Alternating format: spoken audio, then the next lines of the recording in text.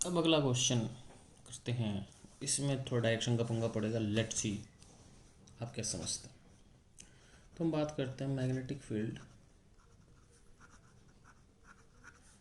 At the axis of a current carrying ring. Magnetism एक चीज़ अच्छी होती है कि एक तार में करंट कांस्टेंट रहेगा, है ना। आगे जाने पे करंट में तो क्या है, चार्ज बढ़ा दो घटा दो, क्यू एक्स का फंक्शन दे दो, ठीक है। ये सब चीज़ें मैग्नेटिज्म में बच जाती हैं अगर एक तार है तो। अब magnetic field on the axis of A current करेंगे। अब ये देखो, इसमें सारा खेल डायरेक्शन का है। देखते हैं कि मैं कैसे कागज़ पे समझाता हूँ, क्योंकि मैं बिल्कुल सामने तो हूँ नहीं आपके। लेट्स सी, तो आराम से समझेंगे। देखो फिर बता दूँ मैं, जब भी मैं तो ये जो सॉलिड चीज़ है पेपर के बाहर है और जो डॉटेड चीज़ पेपर के अंदर है, ठीक है। अब करंट ऐसे है, ठीक है। तो ये प्लेन के बाहर है, तो बाहर करंट नीचे, अंदर करंट ऊपर है। तो यही बना देता हूँ, ठीक है। और मान लो कि इसका रेडियस कुछ आर है, और मान लो यहाँ से एक्स डिस्टेंस, आपको पता नहीं मैग्नेटिक फील्ड कितनी होगी, ठीक है। तो कैसे निकालते हैं, खेल सारा फिर डायरेक्शन में फिर बोल रहा हूँ। तो हम लोग क्या करते हैं कि इसको जोड़ लेते हैं, नहीं दिखाना जुड़ते हुए क्योंकि बाहर हो गया था। इसको से जोड़ लिया, ये डिस्टेंस आर मान लेते हैं, ये एंगल मान लो थीटा मान लेते हैं। अब यहाँ पर एक छोटा सा एलिमेंट है डी एल, इसके कारण यहाँ मैग्नेटिक फील्ड लिखनी है, ठीक है। तो यहाँ पे जो डी बी होगा, है ना, किसी कारण ड्यू टू डी एल, वो कितना होगा बच्चों, D B due to D L. Magnetic field होता है mu not I D L, ठीक है, क्रॉस आर, तो D L sine theta divide by 4 pi R square, ठीक है। शायद ये फॉर्मूला होता ना, डी एल क्रॉस आर, तो D L R sine theta divide by R cube, तो एक आर कट जाएगा, ठीक है। अब बात यह है कि डी एल और आर के बीच में एंगल कितना है, ठीक है। हम एक छोटा सा काम कर देते हैं, ये अल्फ़ा मान लेते हैं, ठीक है ना। यहाँ पे साइन थीटा होता है लेकिन थीटा ये होता है, और ये अल्फ़ा जो है, अल्फ़ा क्या है, अल्फ़ा इज़ एंगल बिटवीन, किसके बीच में एंगल है, डी एल एंड आर। तो ये डी एल और आर के बीच में एंगल है। अब आर तो इधर हो गया बच्चों। अब बात है कि डी एल है कहाँ पे, ठीक है। यहाँ ऊपर वेक्टर लगा देने चाहिए, लेकिन बहुत जगह कम हो गई, लेकिन इट्स फाइन। अब बात है कि डी एल और आर के बीच में एंगल क्या है, लेट्स सी समझते हैं। देखो ये रिंग ऐसी है, ठीक है। अब ये जो डी एल एक्चुअली बाहर की तरफ है, आर इधर की तरफ है, समझ बात। मतलब कि आप समझ, एक्चुअली ये रिंग ऐसी है, तो ये डी एल बाहर है, यहाँ डी एल अंदर होगा, और आर इधर है। तो हमको डी एल और आर के बीच में एंगल देखना है, ठीक है। Let's see. तो डी एल जो है, ये रिंग ऐसी है, समझ में बात है, ये रिंग ऐसे बाहर है, या अंदर उसकी। तो ये जो डी एल है ये ऊपर की तरफ है, ठीक है, और आर इधर की तरफ है। तो हमको डी एल और आर में एंगल बताना। तो एक्चुअली डी एल की डायरेक्शन कहाँ है, डी एल डायरेक्शन बाहर की तरफ है, ठीक है ना। डी एल की डायरेक्शन समझना नहीं, देखिए एक्चुअली ये रिंग ऐसी है ना, तो डी एल की डायरेक्शन बाहर की तरफ है, आर की डायरेक्शन इधर है, ठीक है। तो डी एल, ये रिंग ऊपर गई फिर नीचे, तो यहाँ डी एल बाहर है, आर इधर है। अब आता है डी एल क्रॉस आर किधर होगा, ठीक है। तो आपको डी एल क्रॉस आर करना है। तो बेसिकली अगर मान लो कोई भी जो दो चीज़ होती हैं, तो जैसे मान लो ये एक वेक्टर है, दूसरा वेक्टर है, तो ए क्रॉस भी ऐसे निकालते हैं। तो वैसे आप समझना कि इस केस में डी एल क्रॉस आर कैसे करेंगे। भाई अपने उंगलियों को मैं डी एल से आर ले जाऊँगा, अंगूठा डायरेक्शन देगा, तो इफ़ यू कैन अंडरस्टैंड, तो डी एल क्रॉस आर उधर होगा, ठीक है। तो डी एल आर में एंगल 90 है, और डी एल क्रॉस आर उधर होना चाहिए, ठीक है। तो इसके कारण जो मैग्नेटिक फील्ड होगी, ठीक है बच्चों, इसके कारण जो मैग्नेटिक फील्ड होगी, ठीक है, वो इधर की तरफ होगी। तो यहाँ मैग्नेटिक फील्ड होगी, तो यहाँ मैग्नेटिक फील्ड से कारण किधर होगी, इधर होगी, ठीक है। और ये डी एल की परपेंडिकुलर होगी, वो तो है ही, क्योंकि डी एल प्लेन के बाहर है, तो डी एल इसके परपेंडिकुलर है, ठीक है, और आर के परपेंडिकुलर था, तो ये हो गया डी बी। अब अल्फ़ा कितना हो गया बच्चों, अल्फ़ा आ गया 90 डिग्री। तो इसका मतलब डी बी कितना हो गया बच्चों, डी बी हो गया mu not I D L by 4πr²। ठीक है, अब डी बी इधर हो गया। अब ऐसे ही सोचो कि एक हिस्सा यहाँ लो, अब इसके कारण देखो, ये एंगल थीटा है तो ये भी एंगल थीटा है। ठीक है, अब समझना यहाँ पर डी एल बाहर की तरफ है तो ये रिंग नीचे है, तो यहाँ डी एल नीचे की तरफ है। ठीक है, अब ये डी एल नीचे की तरफ है तो इसके कारण, और यहाँ से आर इधर है। ठीक है, अब इस डी एल के कारण जो मैग्नेटिक फील्ड होगी किधर होगी, डी एल नीचे है, ठीक है ना, और आर इधर। तो अगर आप डी एल से आ रहे होगे तो शायद आप समझ सको, डी एल से आ रहे होगे, थोड़ा समझाना मुश्किल है, लेकिन आप समझ सकते हो मेरे ख्याल से। डी एल नीचे है, ठीक है, डी एल नीचे है, देखो मान लो ये ढक्कन नीचे ना, आर इधर है। ठीक है, डी एल नीचे आर इधर, तो डी एल क्रॉस आर करोगे तो डी एल से आर आओगे आप, डी एल से आर, तो डी एल से आर आपके पास इधर बनेगा डी एल क्रॉस आर। ठीक है, सही है। अब चक्कर है कि मैं दो मोबाइल, एक हाथ से मोबाइल पकड़ूँ, पेंसिल पकड़ूँ, लेकिन आप समझ लेना है, देखो डी एल नीचे है, देखना समझना, डी एल नीचे है, देखो लेट्स सी, डी एल नीचे है इस डायग्राम में, मतलब नीचे की तरफ है, आर इधर की तरफ है, ऊपर की तरफ। ठीक है, तो जो डी एल क्रॉस आर होगा वो बाहर की तरफ हो जाएगा। ठीक है, तो आई होप यू अंडरस्टैंड, मैं मान के चल रहा हूँ कि आप समझ रहे हो। ठीक है, तो तब भी मैं बोलता हूँ भाई डी एल नीचे है, ठीक है, देखो सामने ना होने का फ़र्क पड़ता है थोड़ा, है ना, आर इधर है, हर चीज़ के फ़ायदे नुकसान है। तो डी एल क्रॉस आर जो होगा, डी एल से आर जाऊँगा तो नॉर्मली इसके उसके हिसाब से डी एल क्रॉस आर इधर पड़ जाएगा इस साइड। ठीक है, तो इसका D L cross R, D L R दोनों के परपेंडिकुलर, इस वाले हिस्से के कारण जो डी बी आ जाएगा वो इधर आ जाएगा। ठीक है, ये इस हिस्से के कारण होगा। ठीक है,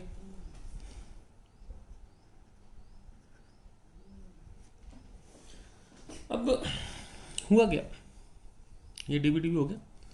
अब बात है कि ये परपेंडिकुलर थीटा, तो क्या करते हैं कि यहाँ पर एक 90 डिग्री बनाते हैं लाइन, आप समझना, थीटा 90 माइनस थीटा, ये दोबारा कितना होगा, थीटा होगा, थीटा 90 माइनस थीटा दोबारा कितना होगा, थीटा होगा।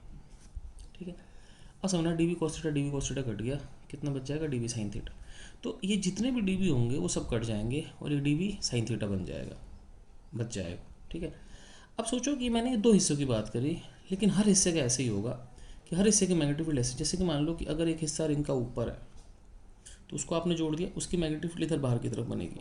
मतलब एक्चुअली क्या होगा मैं आप समझाऊँ, इस पॉइंट पे अगर आप मैग्नेटिक फील्ड ड्रॉ करना चाहोगे ना, ठीक है, इस पर्टिकुलर पॉइंट, तो जो मैग्नेटिक फील्ड होगी वो इस पर्टिकुलर पॉइंट पे कैसी बनेगी मैं समझा रहा हूँ। इस पर्टिकुलर पॉइंट पे जो मैग्नेटिक फील्ड होगी, है ना,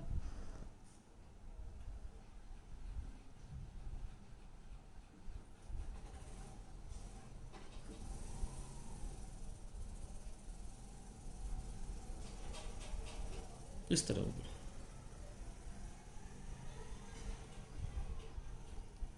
बस हर हिस्से की मैग्नेटिक फील्ड बाहर की तरफ, तो मैंने सारे हिस्से नहीं बनाए, जैसे ऊपर वाला हिस्सा होगा उसको जोड़ोगे तो मैग्नेटिक फील्ड इधर आ जाएगी, ऐसे नीचे वाले हिस्से की तो एक कौन सा बन जाएगा। अब तुम भी समझो कि हर आमने सामने वाले हिस्से का कॉस थीटा कट जाएगा, तो जो नेट मैग्नेटिक फील्ड होगी वो बेसिकली इधर आ जाएगी। अब कैसे निकालें नेट मैग्नेटिक फील्ड, तो एक का साइन थीटा ले लेता हूँ, इंटीग्रेट कर लेते हैं। ठीक है, तो बेसिकली जो नेट मैग्नेटिक फील्ड होगी वो इधर की तरफ हो जाएगी, और ये हो जाएगी आपके पास डी बी साइन थीटा का इंटीग्रेशन। ठीक है, तो D B sine theta integration करते हैं तो डी बी आपके पास है mu not I D L by 4πr²। ठीक है ना, तो इसमें अपने को basically mu not I by 4πr², ये तो कांस्टेंट बचा केवल डी एल। ठीक है, वैल्यू रख देते हैं। तो डी एल सोचो कि डी एल इस रिंग पे छोटा सा हिस्सा है, अगर डी एल इस रिंग पे छोटा सा हिस्सा मैं ही बना लेता हूँ।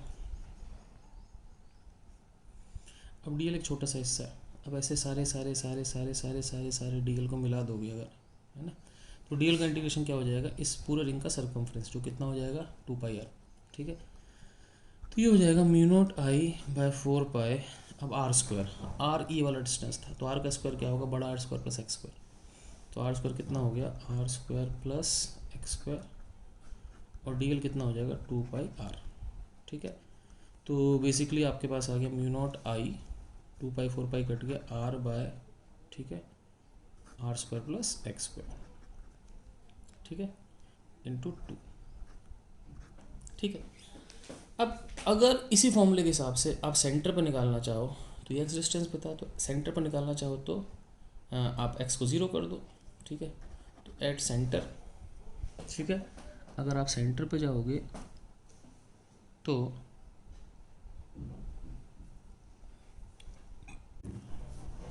ओ माय गॉड, पर हमने एक गलती कर दी। पूछो क्या?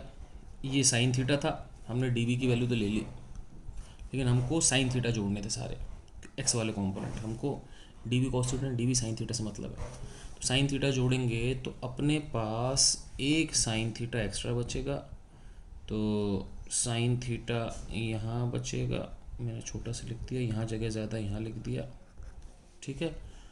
और साइन थीटा की वैल्यू यहाँ भी लिखनी है, तो साइन थीटा आपके पास कितना हो जाएगा, sine theta will be sine theta कितना हो जाएगा, आर बाय बड़ा आर बाय छोटा आर, ठीक है। तो साइन थीटा हो गया आपके पास बड़ा आर बाय छोटा आर, और छोटा आर कितना है बच्चों, छोटा आर जो है वो है under root R square plus X square. तो ये आपके पास हो गया mu not I R square, ये under root R square plus इसी का रूट है, तो इसकी पावर 1 इसकी पावर आधी, तो कितना हो जाएगा R square plus X square की पावर 3/2, ठीक है। तो इसीलिए कहता हूँ गलतियाँ हो जाती हैं, मेरे से भी हो जाती हैं, कोई दिक्कत नहीं। तो बी की वैल्यू ये आ गई। अब अगर आप सेंटर पर देखो तो एक्स कितना हो गया, 0 हो गया, क्योंकि अगर मैं सेंटर पे आ गया तो एक्स 0 हो गया। तो ये वैल्यू आ जाएगी, एक्स को 0 करोगे तो नीचे आर स्क्वायर की पावर 3/2 आर क्यूब हो जाएगा, ऊपर आर स्क्वायर, तो mu not I bye 2r जो हमको पहले से पता है, ठीक है। अब डायरेक्शन इसकी वैसे ही होगी जैसे रिंग की होती है। अब रिंग में डायरेक्शन कैसे बोला था, मैंने कहा था कोई रिंग करंट कैरिंग हो तो जिधर करंट है उधर उंगलियों को फ्लो कर लो, करंट ऐसे जा रहा है तो उंगलियों को ऐसे कर्ल कर लो, अंगूठा डायरेक्शन देगा, ठीक है ना। यहाँ भी सेम वैसे ही है, ठीक है ना। तो यहाँ भी क्या है कि मैग्नेटिक फील्ड की डायरेक्शन जो होती है, magnetic field direction is given like ring की तरह देखते हैं हम। जैसे कि मान लो इसमें देखो, इसमें करंट ये बाहर वाले हैं, तो इसमें करंट ऐसे है, ठीक है ना। तो अपने हाथ राइट हैंड की उंगलियों को फोल्ड किया और मैग्नेटिक फील्ड इधर आ जाएगी, तो मैग्नेटिक फील्ड कुल मिला के इधर आ जाएगी, ठीक है। तो बिल्कुल ऐसे ही देखते हैं, मैग्नेटिक फील्ड राइट की साइड आ जाएगी, ठीक है। तो हम लोगों ने फॉर्मूला देख लिया, मैं दोबारा इस फॉर्मूले को लिख देता हूँ। तो मेरे पास बेसिकली मैग्नेटिक फील्ड का फॉर्मूला क्या आ गया, मेरे पास मैग्नेटिक फील्ड का फॉर्मूला आ गया mu not I R square by 2r square plus X square की पावर 3/2, ठीक है।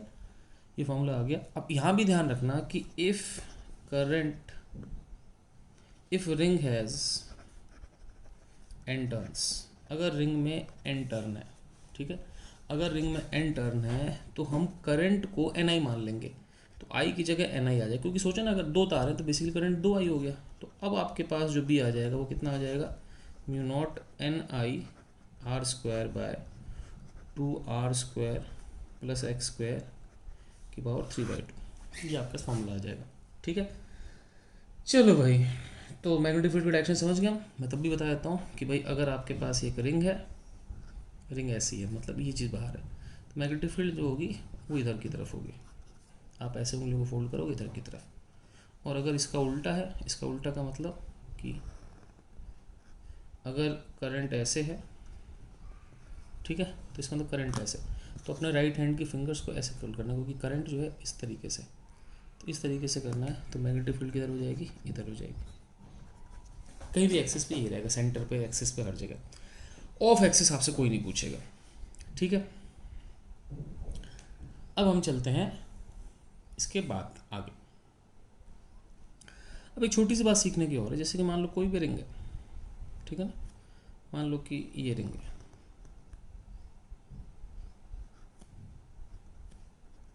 करंट मान लो ऐसे,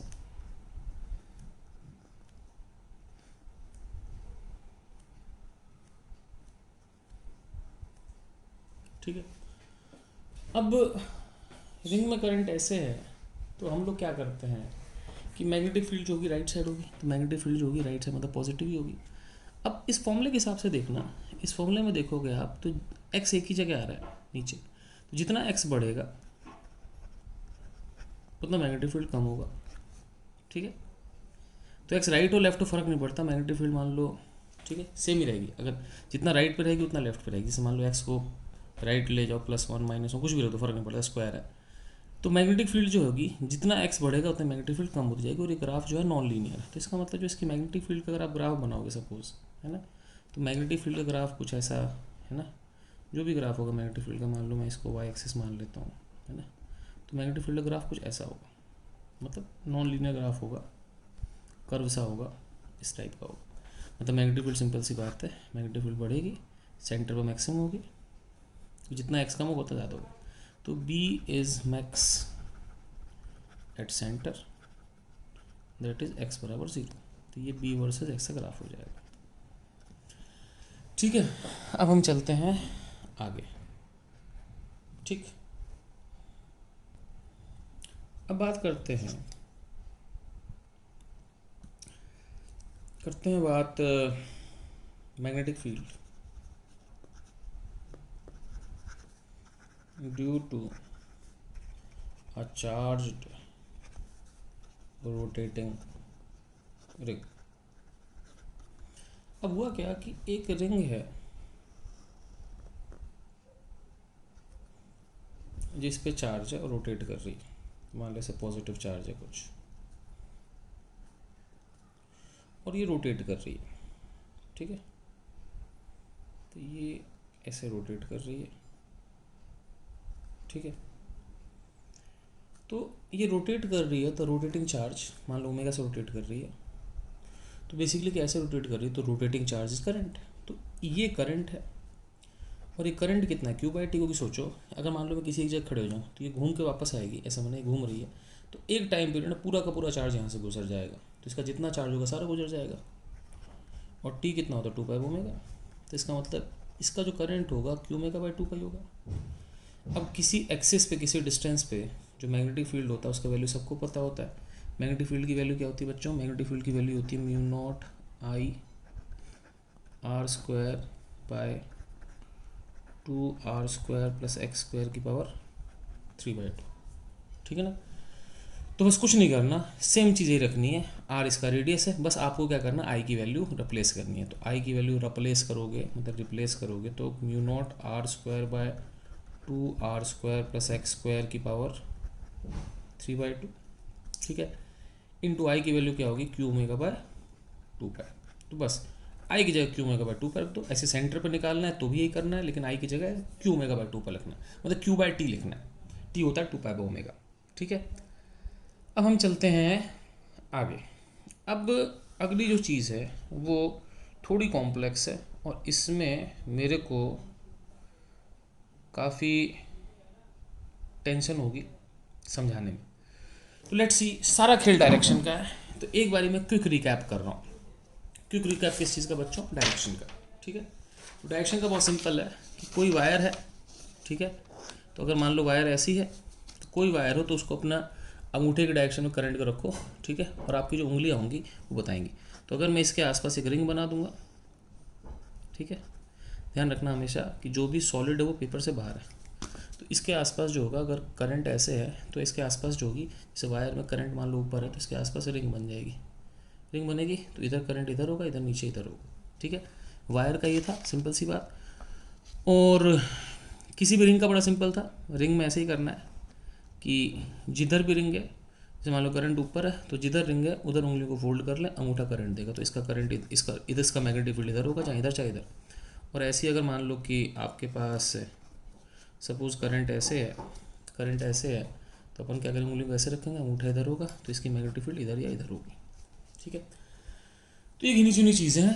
अब इसके बेस पे हम लोग क्या करते हैं कि सवाल करते हैं, ठीक है। तो सारा खेल किसका है, डायरेक्शंस का। सारा खेल किसका है, डायरेक्शंस का।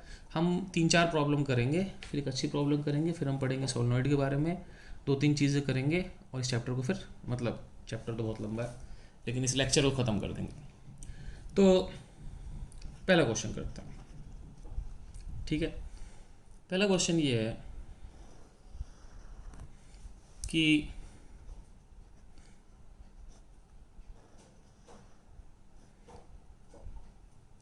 ये बेसिकली ये करंट आया, ये करंट यहाँ गया, ये करंट यहाँ गया, ये ऐसे करंट दौड़ रहा है, ठीक है, सही। करंट आई है, मान लो इसका इंटरनल रेडियस ए है, एक्सटर्नल रेडियस बी है, और आपसे ये पूछ रहा है कि इस जगह मैग्नेटिक फील्ड किधर होगी, कितनी होगी, वॉटेवर। अब करना क्या है बच्चों कि हम इस पूरे सिस्टम को, ये 2 सेमी सर्कल्स हैं, ठीक है, इसको हम 4 पार्ट में डिवाइड करते हैं। ये स्ट्रेट लाइन, ये स्ट्रेट लाइन, ये कर्व, ये कर्व, तो 2 सेमी सर्कल, 3 4 और 2 स्ट्रेट लाइन, 1 और 2। 1 और 2 के कारण मैग्नेटिक फील्ड नहीं होगी। पूछो क्यों? क्योंकि ये जो पॉइंट है वो 1 और 2 की लाइन में पड़ रहा है। जब भी लाइन में पड़ता है मैग्नेटिक फील्ड नहीं होती, मैग्नेटिक फील्ड नहीं होती, मैग्नेटिक फील्ड नहीं होती। सिंपल सी बात है कि इस केस में B1 या B2 दोनों कितने हो जाएंगे? 0। अब बचेगा B3 और B4। अब मुझे पता है कि एक पूरे सर्कल के कारण सेंटर पे मैग्नेटिक फील्ड होती है μ0I/2r, नहीं होती? पूरे सर्कल के कारण होती है μ0I/2r, ठीक है ना? अरे यार बताया था μ0I/2r। वैसे इसमें भी x को 0 कर लो तो r²/r³ नहीं, तो μ0I/2r, आई हमने ये रख दिया था, है ना? तो पूरे सर्कल कारण होती है μ0I/2r, आधे सर्कल कारण क्या होती है? μ0I/4r, ठीक है। तो अब ध्यान रखना, जो B3 होगी वो होगा μ0I/4r, r की जगह कितना हो जाएगा? b, और B2 हो जाएगा μ0I/4r, r की जगह कितना होगा? a, ठीक है। ये हो गया आपके पास। अब क्या करना है? बस डायरेक्शन देखनी है। अब देखो बच्चों, सिंपल सी बात है, जो 4 है वो ऐसे है तो इसके कारण मैग्नेटिक फील्ड कहाँ होगी? ऊपर। 3 ऐसे, उसका मैग्नेटिक फील्ड कहाँ होगी? नीचे। तो इसका मतलब सिंपल सी बात है कि जो B3 होगा उसमें ऐसे है तो मैग्नेटिक फील्ड नीचे। अपनी उंगली को कर्व कर लो, अंगूठे से देखो, तो ये मैग्नेटिक फील्ड अंदर की तरफ है और ये मैग्नेटिक फील्ड बाहर की तरफ है। बड़ी कौन सी है? बड़ी B2 है। पूछो क्यों? B2 इसलिए बड़ी है बच्चों क्योंकि इसका डिवाइजर छोटा है। तो जो नेट मैग्नेटिक फील्ड होगी वो होगी B2 माइनस B3, तो ये हो जाएगा μ0I, है ना, /4 1/a माइनस 1/b। और क्योंकि B2 बड़ा है तो डायरेक्शन किसकी होगी? B2 की। वो डायरेक्शन कहाँ हो जाएगी? ऊपर। तो ये हमारा पहला क्वेश्चन हो गया जो कि 2D में है, मतलब क्वेश्चन 3D में ही हुआ। 2D में तो फिगर है लेकिन मैग्नेटिक फील्ड तो 3D में ही है, ठीक है। अब हम करते हैं अगला क्वेश्चन, ठीक है। तो अगला क्वेश्चन अगले पेज पे करते हैं, अगले पेज पे करते हैं। इस पेज को खाली जान देते हैं, कोई दिक्कत नहीं, भारत माता की जय, ठीक है। तब 20 पे डायग्राम तो बना ही लेते हैं। क्वेश्चन है, due to the given planar system है, find magnetic field at centre. ये फिर प्लेनर सिस्टम है, मैग्नेटिक फील्ड बतानी सेंटर। तो ये इन्फिनिटी से वायर आई, सेमी सर्कल में गई, इधर चली गई, ये भी इन्फिनिटी पे गई। रेडियस यहाँ मानना है, आर मान लो इसका रेडियस आर है, ठीक है। ये सेमी सर्कल है, आई और चली गई। अब करंट आई है तो मुझे बताना है कि मैग्नेटिक फील्ड इसके सेंटर पे कितनी होगी। यहाँ पर बी की वैल्यू बतानी है, ठीक है ना। तो दैट्स सी सॉल्यूशन। तो हम लोग फिर क्या करते हैं, इसको 3 भागों में डिवाइड करते हैं।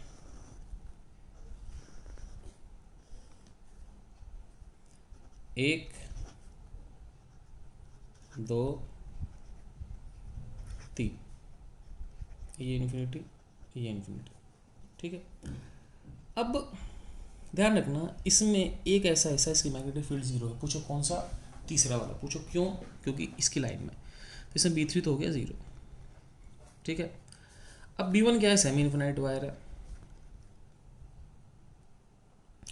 और सेमी इन्फिनाइट वायर का होता है μ0I/4πd, लेकिन d अब ये डिस्टेंस हो गया, तो ये डिस्टेंस यहाँ पे पूछा है कितना हो गया? r ही हो गया। अब बचा 2, एक सेमी सर्कुलर आर्क है। तो सेमी सर्कुलर आर्क का क्या करते हैं अपन कि सेमी सर्कुलर आर्क का होता है μ0I/4r, ठीक है। ये सारी मैग्नेटिक फील्ड होगी। अब इनको क्या करना है? इनको ऐड करना है। ऐड करने के लिए हमको एक बार डायरेक्शन देखनी पड़ेगी, ठीक है। तो पहले बात करते हैं इसकी। ये जो सेमी सर्कुलर आर्क है, क्या करना है अपने को ऐसा ही करना है जैसे हम करते हैं कि भाई मैंने कहा था कि अगर कोई भी आर्क हो, ठीक है ना, तो अपन लोग क्या करते हैं कि अपनी उंगलियों को करंट की डायरेक्शन में वो कर लेते हैं, फोल्ड कर लेते हैं। तो ये ऐसे है तो मैंने करंट डायरेक्शन में फोल्ड कर लिया, इसकी मैग्नेटिक फील्ड होगी नीचे की तरफ, तो नीचे होगी तो मैंने इसको लिख दिया जो B2 है ना, जो इसको मैंने कर दिया नीचे अंदर की तरफ, समझ लेना। ऐसे है करंट, ऐसे है ना, तो ये इधर हो गया, नीचे की तरफ हो गया। अब बात करते हैं इसके कारण, ठीक है। तो ये जो स्ट्रेट वायर इसके कारण कैसे करेंगे, मैंने कहा था कोई भी एक डीएल हिस्सा ले लो, या तो मैंने कहा था देखो, या तो मैंने कहा था करंट की दिशा में अंगूठा रख लो और ये उंगलियों को फ्लो से देख लो। तो अगर करंट इधर है, मान लो ऐसे करंट है, तो इसकी दिशा में अंगूठा रखना है, तो उंगलियों को फ्लो के हिसाब से ये सर्कल ऐसा बनेगा। तो कायदे से मैग्नेटिक फील्ड इसकी अंदर होनी चाहिए। मेरी बात समझ रहे हैं आप, ठीक है ना भाई। अगर आपने ऐसे अंगूठे के डायरेक्शन में करंट को रखा तो आसपास क्या होंगी, रिंग बनेंगी। तो अगर ये आपके पास सपोज वायरस में करंट है तो इसके आसपास आप रिंग बना दो, तो रिंग के हिसाब से इधर की तरफ जो रिंग होगी वो नीचे आएगी, मतलब इसका मैग्नेटिक फील्ड यहाँ नीचे की तरफ होगा। ये सिंपल सी बात है, आप डीएल क्रॉस आर कर सकते हो। तो अगर आप कोई भी एक छोटा सा हिस्सा डीएल लेते हो, मान लो यहाँ पे, तो डीएल क्रॉस आर करोगे नीचे आएगा, तो मैग्नेटिक फील्ड नीचे की तरफ होगी। तो जो B1 है वो भी कहाँ की तरफ होगा, नीचे की तरफ होगा। अब किस्मत की बात है, जब दोनों नीचे हैं तो सोचना क्या, जब मियाँ बीवी राजी तो क्या करेगा काजी। तो नेट मैग्नेटिक फील्ड निकालनी है, दोनों को सीधे से जोड़ दो, ठीक है। तो अब लोग क्या करते हैं, अपन लोग वही काम करते हैं जो कर रहे थे। तो जो नेट मैग्नेटिक फील्ड है वो आपके पास क्या होगी, सीधे से दोनों जुड़ जाएंगे, क्योंकि दोनों की डायरेक्शन क्या है, सेम। तो आपने क्या किया बच्चों कि μ0I/4R 1/π+1, इन दोनों को जोड़ दिया। डायरेक्शन कहाँ होगी इसकी, अंदर की तरफ होगी डायरेक्शन, ठीक है। चलो जी, ये हो गया मेरे पास। अब हम लोग क्या करते हैं, 3D की एक आध प्रॉब्लम और कर लेते हैं, ठीक। तो मान लो कि अगला क्वेश्चन थोड़ा ऐसा है, तो क्वेश्चन को थोड़ा लिखते हैं, ये थोड़ा पेपर से बाहर ले चलते हैं question. For the given 3D setup, थोड़ा कागज़ पर बैठ के समझाना मुश्किल है, लेकिन आप लोग ना समझदार है, समझ सकते हैं ना। For the given 3D setup, find magnetic field in I cap, J cap, के कैप। अब magnetic field I cap, J cap, के कैप फाइंड करनी है। डायग्राम में मैं आई कैप, जे कैप, के कैप में दे देता हूँ। डायग्राम ऐसा है कि सपोज ये एक्स एक्सिस है, ये मान लो वाई एक्सिस है, और प्लेन से बाहर की तरफ जेड एक्सिस है, ये जेड एक्सिस है, ठीक है। अब ये कागज बना नहीं सकते, एक्चुअली ये जेड एक्सिस बाहर है, जेड एक्सिस इज आउटसाइड, ठीक है। अब क्या हुआ, समझना मेरी बात। करंट यहाँ से आता है इन्फिनिटी से, बहुत दूर से आता है, मतलब एक्चुअली इधर से नहीं आता, एक्चुअली करंट जो है वो ऊपर से आया और यहाँ गया। उसके बाद ये जेड एक्सिस का लॉन्ग आता है, फिर करंट क्या होता है, एक सेमी सर्कल में घूमता है, ठीक है ना। ये ऐसे आया और ये जो सेमी सर्कल है वो एक्स वाई प्लेन में, ठीक है। और इसके बाद ये करंट जो है सपोज ऐसे निकल जाता है, ठीक है, इन्फिनिटी की। और ये जो दोनों हैं, ये जो दोनों लाइन है वो आपस में पैरेलल है, ठीक है ना। तो ये दोनों लाइन जो है वो आपस में पैरेलल है, ठीक है। करंट आया तो बेसिकली क्या हुआ, बेसिकली ऐसा हो, सच ये है, करंट ऐसे आया, घूमा और ऐसे ही निकल गया। लेकिन अब इसको कागज में दिखा नहीं सकते, तो डायग्राम ऐसे ही बनेगा। एक्चुअली ये भी प्लेन के परपेंडिकुलर है, ये भी प्लेन के परपेंडिकुलर है। तो करंट बेसिकली ऐसे एंटर हुआ, ये घूमा और ऐसे बाहर निकल गया, समझ गए। तो ये बेसिकली डायग्राम है करंट का, ठीक है। यहाँ से आया, घूमा, यहाँ निकल गया, ठीक है। अब फिर वही बात है, मैग्नेटिक फील्ड कहाँ लिखनी है, सेंटर की तरफ। अब देखो भाई, इस केस में लफड़ा क्या है कि इसको मानो 1, इसको मानो 2, इसको मानो 3, हमने लिख दिया पेंसिल से ताकि दिखने में अलग से दिख जाए आपको, ठीक है। इब के करा, ठीक है। तो लेट्स सी क्या करते हैं। अब सारा खेल डायरेक्शन का है, ठीक है। डायरेक्शन कैसे देखें, तो इसमें ज़ीरो तो होगी नहीं, क्योंकि कोई भी ऐसा पॉइंट नहीं है जो इसकी तरफ से गुजर रहा हो, ठीक है, मतलब जो इस पॉइंट से गुजर रहा हो। तो मान लो ये आर है, तो हम बात करते हैं B1, B2, B3। तो ये जो 1 है ये सेमी इन्फिनाइट है, तो B1 और B3 दोनों सेमी इन्फिनाइट है, ठीक है ना। सेमी इन्फिनाइट क्या होता है, μ0I/4 4πd, डी की जगह r, और B2 जो होगा, ठीक है, वो कुछ जाएगा μ0I/4r। अब केवल डायरेक्शन देखनी है कि किसकी डायरेक्शन किधर है, ठीक है। फिर जो 2 है उसकी डायरेक्शन देखना बहुत आसान है, क्योंकि 2 ऐसे है तो अपने को क्या करना है, अपने को क्या करना है बच्चों, ध्यान से देखो। 2 ऐसे है ना, तो रिंग है, तो रिंग में क्या करते हैं अपन, उंगलियों को जो होता है वो रिंग की डायरेक्शन में, करंट की डायरेक्शन में वो करते हैं, फोल्ड करते हैं। तो अगर मैंने उंगलियों को ऐसे फोल्ड किया तो मैग्नेटिक फील्ड नीचे आ गई, समझ मेरी बात। अगर ये करंट ऐसे होता तो मैं ऐसे फोल्ड करता, मैग्नेटिक फील्ड ऊपर। लेकिन करंट ऐसे है तो मैं क्या करूँगा, मैं ऐसे फोल्ड करूँगा और जो मेरी मैग्नेटिक फील्ड है वो नीचे आ जाएगी। तो 2 में तो कोई दिक्कत नहीं है, ठीक है। 2 में हर कोई समझ रहा है कि जो 2 की मैग्नेटिक फील्ड है वो अंदर की तरफ, अंदर की तरफ मतलब माइनस के कैप, ठीक है। अब बचा 1 और 3 का। तो 1 3 का कैसे करेंगे बच्चों, वो हम देखते हैं, ठीक है। Let's see. तो सारी प्रॉब्लम किसकी थी कि हाँ कैसे दिखाएं।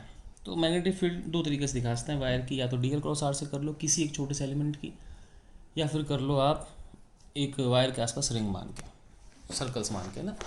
तो हम एक काम करते हैं, हम छोटा सा देखते हैं हिसाब किताब। देखो बच्चों समझना इस चीज़ को, ये जो तार है 1 ये अंदर की तरफ, और ये जो तार 3 है ये बाहर की तरफ। ये अंदर गई, करंट ऐसे घूमा, बाहर की तरफ आ गया।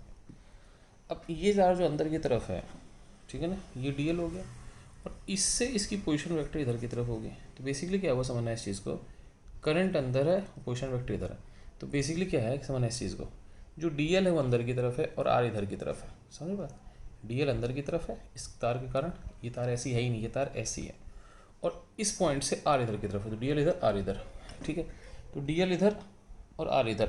तो अगर आप डीएल से आर की तरफ जाओगे, आई होप यू अंडरस्टैंड। देखो बच्चों डीएल नीचे है, ठीक है, आर इधर है। तो अगर आप डीएल से क्रॉस आर करोगे तो जो डीएल क्रॉस आर होगा आपके पास, मान लो मैं फिर समझाता हूँ। देखो बच्चों डीएल नीचे है, आर इधर है, तो अगर आप डीएल क्रॉस आर करोगे तो डीएल क्रॉस आर वो नीचे की तरफ आएगा, ठीक है।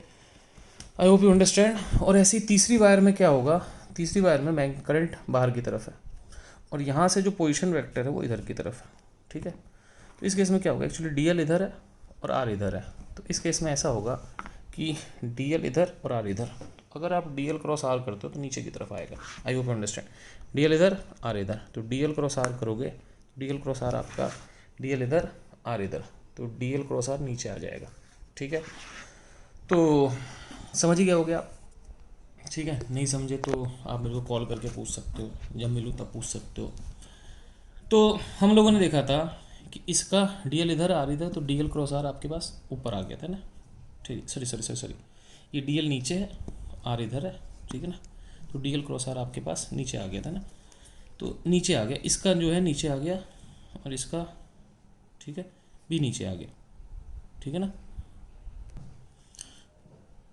तो दोनों का मैग्नेटिक फील्ड कहाँ गया, नीचे। नीचे का मतलब यहाँ पर माइनस जे कैप बोथ, ठीक है।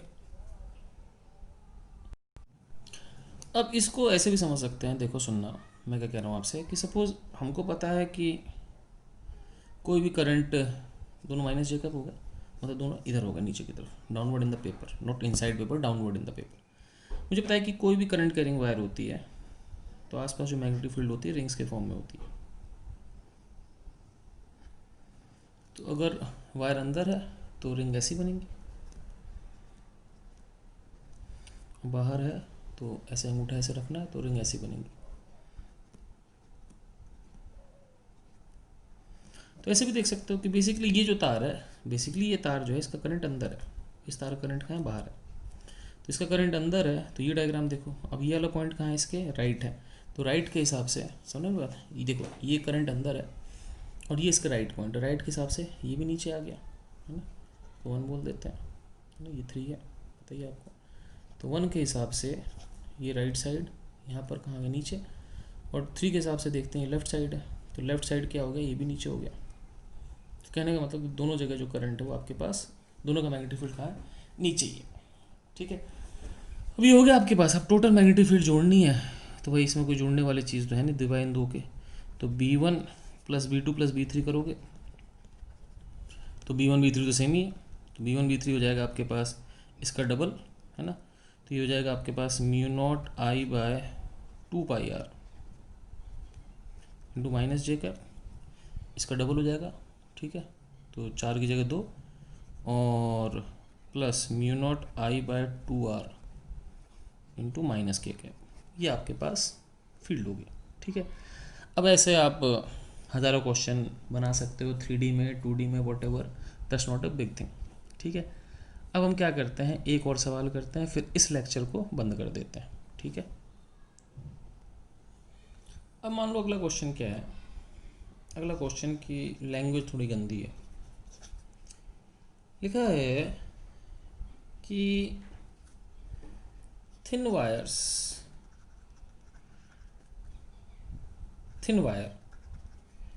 is closely wound in a plane making annular disk of radius a to b is less than b if current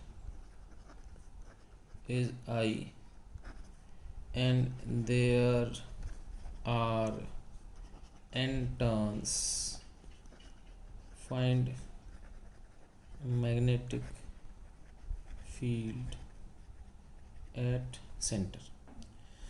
writing बहुत गंदी है, दे लो गालियाँ, कोई दिक्कत नहीं, आपकी इच्छा। क्वेश्चन क्या है मैं समझाता हूँ। देखो लिखने में मत जाओ, समझाने पे चलो, है ना। लिखने में तो मैं कुछ भी लिख सकता हूँ, इंग्लिश में भी दिक्कत हो सकती है। ए बी, इसको कर देते हैं शेड।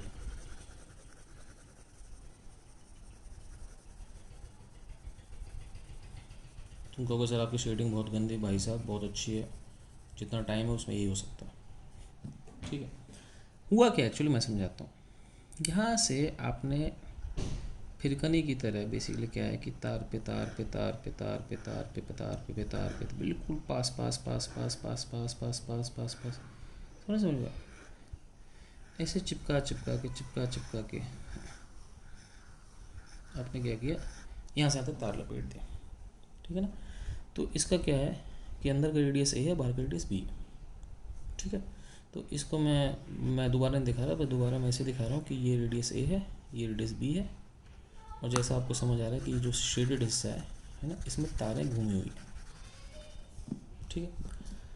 अब इसमें जो टोटल टर्न है, इसके टोटल एन टर्न है, मतलब यहाँ से यहाँ तक अगर आप देखोगे तो तार 1 2 3 यहाँ पे टोटल एन टर्न्स है, ठीक है। हर तार में करंट कितना जा रहा है, आई जा रहा है, ठीक है। तो अगर हर तार में करंट आई जा रहा है तो आपको बताना है कि सेंटर पर मैग्नेटिक फील्ड क्या होगी, and this is the last question, ठीक है। अब हम क्या कर सकते हैं, इस चीज़ को हम एक कई सारे रिंग्स में ब्रेक कर सकते हैं। कोई डिस्क का मैग्नेटिक फील्ड निकालने का तरीका तो होता ही नहीं, तो हम कैसे करते हैं ध्यान से देखना।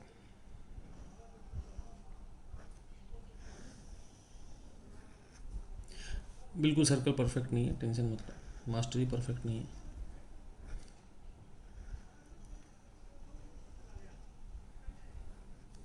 क्या करते हैं, यहाँ से r डिस्टेंस पे जाके सेंटर से एक छोटा सा हिस्सा लेते हैं dr, ठीक है।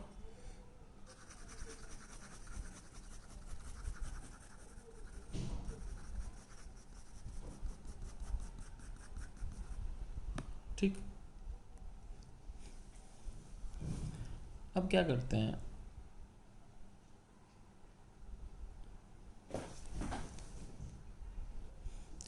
कि r जाकर dr लिया। अब क्या करते हैं कि यहाँ पर इसमें करंट बह रहा है, अब एक तार में आई करंट बह रहा है, अब कितनी तार है इसमें देखना पड़ेगा, जितनी तार होंगी उतना करंट हो जाएगा। तो इसमें है ना, अब इस छोटे से विड्थ में नंबर ऑफ जो टर्न्स होंगे, number of turns in dr is, इस dr में नंबर ऑफ टर्न्स होंगे आपके पास b माइनस ए बाय एन, नहीं n bye B minus A into dr। तुम कहोगे सर मुझे कुछ भी समझ नहीं आया, मैं बोलूँगा देखो बच्चों समझना, ये बी है, ये ए है, तो ये पूरा बी, ये पूरा ए, तो इसका मतलब क्या हो गया कि ये डिस्टेंस कितना है, बी माइनस है। समझ रहे हो, मैं और लिख देता हूँ बी माइनस है भाई, ये समझ रहे हो, ये बड़ा रेडियस बी है, छोटा रेडियस ए है, तो ये डिस्टेंस बी माइनस हो गया।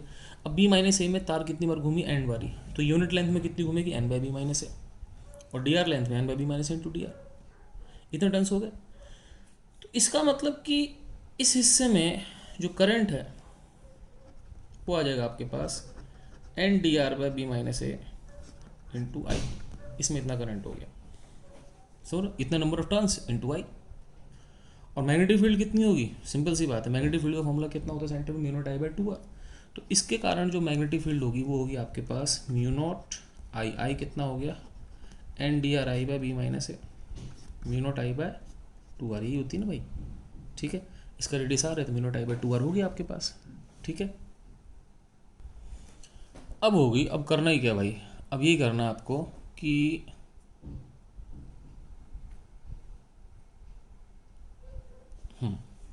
अब करना क्या है आपके पास, ये छोटी सी मैग्नेटिक फील्ड आ गई, अब टोटल मैग्नेटिक फील्ड के लिए इसको इंटीग्रेट करोगे। इंटीग्रेट करोगे तो बहुत सिंपल सी बात है, इसमें सब कुछ तो कांस्टेंट ही है, बस बदलने वाली चीज़ क्या है, छोटा R, D R by R, तो डी आर बाय आर लग जाएगा। अब टोटल मैग्नेटिक फील्ड के लिए मैं सिंपली इसको इंटीग्रेट करता हूँ और इसके बाद इस लेक्चर को यहीं पे समाप्त करते हैं, ठीक है। तो पेज नंबर 6, ठीक है। तो मेरे पास मैग्नेटिक फील्ड थी डी बी बराबर कितनी थी भाई, म्यू नॉट, देख लो भैया कितनी थी, mu naught by two R,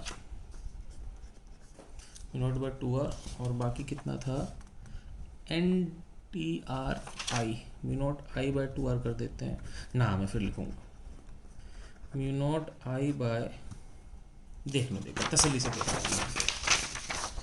mu not an D R आई, तो म्यू नॉट एन आई कर देते हैं, टू आर सब कुछ तो ठीक है, डी आर बाय ना, तो कितना हो जाएगा, म्यू नॉट आई एन भी था, नीचे कितना था, म्यू नॉट एन आई हो गया by two B minus, by two B minus into D R by R, ये हो गया ना, मेरे ख्याल से मैंने ठीक लिखा, नहीं तो एक बार देख लेना। अब इतना हो गया मेरे पास, अब टोटल मैग्नेटिक फील्ड निकालनी है तो मैं इसको इंटीग्रेट कर दूंगा, इंटीग्रेट करूंगा तो कितना आ जाएगा बच्चों, mu not N I by two B minus है, तो ये हो गया। अब बच गया आपके पास D R by R, integration कहाँ से कहाँ तक, रेडियस इंटरनल ए था, एक्सटर्नल रेडियस बी था, तो इसको मैं ए से बी तक इंटीग्रेट करूँगा, तो ये वन बाय आर का इंटीग्रेशन क्या हो जाएगा, एल एन आर कहाँ से आ जाएगा, बी से ए तक, तो ये हो गया mu not N I by two B minus है, ये हो गया आपके पास एल एन आर ए से बी, तो ये हो जाएगा L N B minus L N A, मतलब L N B by A, तो ये हो गया mu not N I by two B minus A into L N B by, तो ये आपके पास मैग्नेटिक फील्ड का फॉर्मूला बन गया, ठीक है। चलो भाई, तो ये लेक्चर यहाँ ख़त्म होता है, अब हम मिलते हैं अगले लेक्चर में। अगले लेक्चर में हम लोग क्या पढ़ेंगे, अगले लेक्चर में हम लोग पढ़ेंगे कुछ ना कुछ एम्पीयर सर्किट लॉ पढ़ेंगे, ठीक है, सोलेनॉइड पढ़ेंगे, बहुत सारी चीज़ें पढ़ेंगे। लेकिन मान लो कि ये जो मैग्नेटिज्म के दो पार्ट हैं बेसिकली, तो ये पहला पार्ट है, फिर एक दूसरा पार्ट है, और उसके बाद छोटे छोटे एक दो घंटे के और पार्ट है बेसिकली। ये मान लो 40% है, अगला चैप्टर फिर 40% है, तो ये वाला चैप्टर जो है, जो 40% वाला, ये मुश्किल से मेरे ख्याल से घंटे सवा घंटे में ख़त्म हो जाना चाहिए। ओके बच्चों, बाय, मतलब 2 लेक्चर में शायद।